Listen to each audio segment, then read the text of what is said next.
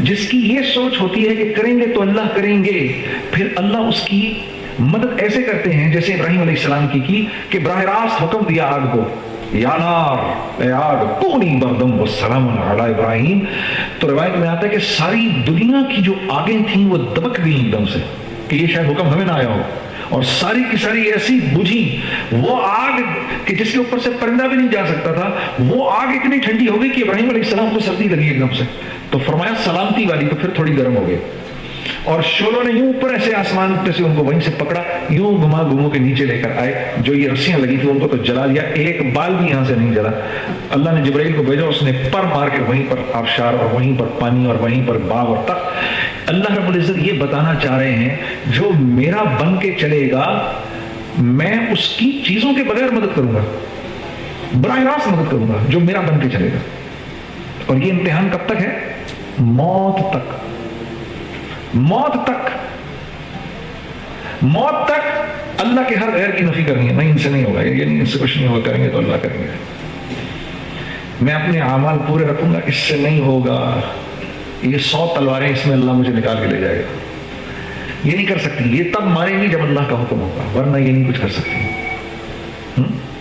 تو جو ہمارے کلمے کے دو حصے ہیں، لا الہ الا اللہ اور دوسرا ہے محمد رسول اللہ، کہ اس بات کا مجھے یقین ہو جائے کہ اگر میں رسول اللہ صلی اللہ علیہ وسلم کی زندگی پر چلوں گا تو ہر صورت میں اللہ نے مجھے دنیا میں کامیاب کرنا ہے، اور اگر میں آپ کے غیروں کی زندگی پہ چلوں گا ہر صورت میں نے ناکام ہونا ہے. یہ مفہوم ہے لا الہ الا اللہ محمد الرسول اللہ کا. اس کو اس لیے اس پہ ابو جہل نہیں آتا تھا. وہ کہتا تھا نہیں، یہ ایک اللہ کو نہیں مان سکتا میں، اور مجھے محمد مصطفیٰ کے طریقوں پہ چلنا پڑے گا، یہ میں نہیں کر سکتا. وہ ہم سے زیادہ کلمے کے مفہوم کو جانتا تھا. ہم تو کلمہ پڑھ کے بھی مفہوم سے ناواقف ہیں کہ اس کا بیسیکلی مطلب کیا ہے. لا الہ الا اللہ محمد رسول اللہ کا مطلب کیا ہے؟ نہیں کوئی معبود سوائے اللہ کے، محمد صلی اللہ علیہ وسلم اللہ کے رسول ہے، تو ترجمہ ہے. مفہوم کیا ہے اس کا؟ یہ کلمہ میرے سے ڈیمانڈ کیا کر رہا ہے؟ میں نے پڑھ تو لیا، یہ میرے سے کیا چیز مانگ رہا ہے؟ یہ میرے سے کیا چیز ایکسپیکٹ کر رہا ہے؟ یہ ڈاکٹر ہیں، یہ کہتے ہی آپ اور میں سمجھ جائیں گے کہ ان کی زندگی کے اندر کون کون سی محنتیں ہوئی ہوئی ہیں. یہ کسی میڈیکل کالج گئے ہوں گے، وہاں پر جا کے یہ ٹیچر سے پڑھے ہوں گے، یہ وہاں پر جا کر انہوں نے لیبز اٹینڈ کی ہوں گی، انہوں نے پیشنٹس دیکھے ہوں گے، انہوں نے کسی کی کتابیں پڑھی ہوں گی. یہ بھی کچھ عرصے کے بعد اگر ذرا سا کورس اور آگے کریں سرجنز بن جائیں گے صرف یہ کہنے سے کہ یہ ایک ڈاکٹر ہے.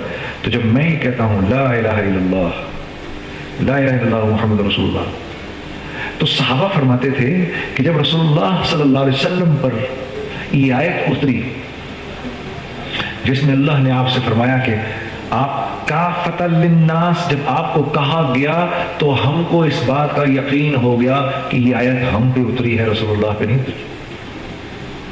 یہ ہم پہ اتری، یہ اللہ ہمیں مخاطب کر رہا ہے. ہم نے آپ کو ساری انسانیت کے لیے ہدایت بنایا ہے. تو صحابہ سمجھ گئے کہ رسول اللہ دنیا سے چلی بھی گئے تو آپ کے کام کی ذمہ داری اب ہمارے اوپر آ کے پڑ گئی ہے. اس آفس میں کام کرنے والا اگر اس کو اپنی ذمہ داری کی سمجھ میں آ گئی تو سارا کا سارا دفتر اس کی عزت کرے گا. ایسے ہی ہے نا؟ اور بینک کا مالک اس کو کس نظر سے دیکھے گا؟ یار یہ ہے، ابھی چاہے کسی پوزیشن میں بھی ہے، اس جو فکر اس کے دل میں ہے وہ فکر تو اس برانچ مینیجر کی فکر اندر کے اس میں نہیں ہے. اس کو تھوڑی سی محنت اور کرنے دو، اس کو لے جا کے میں یہیں بٹھاؤں گا. کس بنیاد پر؟ کس بنیاد پر؟ اس کی فکر کی بنیاد پر.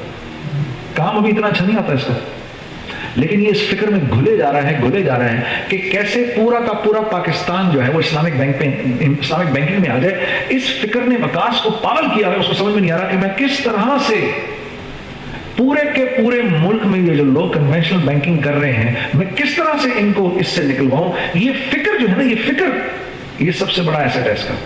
کام ابھی وہ کیسے نکالے گا یہ تو ابھی یہ فگر آؤٹ ہی نہیں کر سکا. اس بنیاد پر یہ بینک کے چیئرمین کے آگے ایک ویلیو رکھتا ہے وہ مسلمان جس کے دل میں یہ فکر ہو کہ سارا کا سارا عالم کلمہ پڑھ لے نہیں تو مرتے یہ جہنم میں جائیں گے.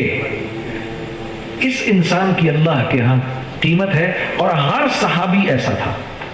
اسی لیے 1.25 لاکھ تھے ٹوٹل. کتنے تھے؟ 1.25 لاکھ. اللہ نے ان 1.25 لاکھ کو 30 سال کے قلیل عرصے میں 3 براعظموں کا بادشاہ بنا دیا. 3 براعظموں کے امام بن گئے. 1.25 لاکھ فکر کی بنیاد پر. اللہ کریں گے اللہ سے ہوتا ہے. لوگوں کو نہیں پتا اس بات کا. وہ یہ کہا کرتے تھے ایک دوسرے کو کہتے تھے کونوا مثلنا, ہماری طرح ہو جاؤ. میں تو ابھی بیان کر رہا ہوں, وہ بیان تو نہیں کرتے تھے, وہ ایک کہتے تھے ہماری طرح ہو جاؤ, ہماری طرح ہو جاؤ نہیں تو برباد ہو جاؤ گے. اور ان کے یہ بول, کیونکہ اندر کا حال ایسا تھا نا, وہ حال منتقل ہوتا تھا, تو اس حال کی بنیاد پر جو ان کے پاس بیٹھتا تھا ایک دم کلمہ پڑھ کے اسلام قبول کر لیتا تھا, ایک دم اللہ کی بزرگی بڑائی کا اس کو یقین ہو جاتا تھا. آج یہ معاشرے میں یہ جتنے بھی گناہ ہو رہے ہیں, اس کی بنیاد کیا ہے؟ اللہ کی ذات کے استحضار سے دل خالی ہے. یہاں اللہ نہیں ہے. نہ مرنے کا خوف ہے کہ میں نے مر کے اللہ کے سامنے کھڑے ہونا ہے, نہ اس بات کا خوف ہے کہ یہ جو میں کر رہا ہوں اس پر میرے پر پکڑ آ سکتی ہے. ہاں, اب آپ کو سمجھ میں آیا کتنا ضروری ہے کہ دل میں کلمے کا استحضار ہو, کیونکہ جیسے کلمہ نکلے گا, کلمے کا استحضار نکلے گا, یقین میں کمزوری آئے گی, ہر گناہ وہ گناہ کرنے کو تیار ہو جائے گا جس گناہ کے کرنے سے معاشرے میں آگ لگتی ہے, ہر وہ گناہ کرنے کو تیار ہو جائے گا. اور جیسے ہی اس بات کا احساس ہوگا کہ یار اللہ دیکھ رہا ہے, یہ انسان اتنا نرم اور یہ انسان اتنا شفیق بن جائے گا کہ لوگ خود بخود اس سے جڑنا شروع ہو جائیں گے. اس لیے ہے کہ دعوت کی محنت اتنی ضروری کہ یہ اگر نہ ہوئی تو یقین میں بگاڑ آئے گا. وہ یقین کا بگاڑ بندے کو بھی برباد کر دے گا, اور جس انسان سے اس کا تعلق ہے اس کو بھی برباد کر دے گا. چیزوں سے ہوتا ہے. سب سے بڑا حادثہ ہے کائنات کا. قوم عاد کس وجہ سے برباد ہوئی تھی؟ یہی وجہ تھی ہماری طاقت.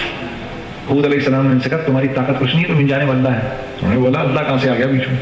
ہاں, ہماری برادری, ہماری طاقت. انہوں نے ہوا کو آتے ہوئے دیکھا جس ہوا نے ان کو برباد کیا, بجائے اس کے کہ اس وقت بھی توبہ کر لیتے, ایک دوسرے کے بازو پکڑ کے کھڑے ہو گئے ایسے کر کے. قوم سمود یہ ٹیکنالوجی کی لائن کے لوگ تھے, صنعت کار تھے, ٹیکنالوجی کی لائن کے لوگ تھے. یہ قوم عاد کے بعد آئے تھے. صالح علیہ السلام نے ان کو سمجھایا دیکھو مت اپنی ٹیکنالوجی کی بنیاد پر اتنی بڑی بڑی اللہ کی نافرمانیاں کرو, مت کرو. قوم عاد کا حال دیکھو. انہوں نے بولا وہ تو ہوا نے ان کو برباد کیا, تو انہوں نے پہاڑوں کے اندر گھر بنا لیے. ہم تو پہاڑوں میں رہیں گے, ہوا کیا کرے گی پہاڑوں. جو کچھ سنا گیا اللہ پاک اس پر عمل کرنے والا اور آگے لوگوں تک پہنچانے والا بنائے.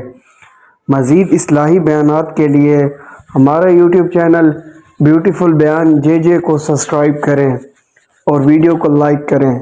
جزاک اللہ خیر.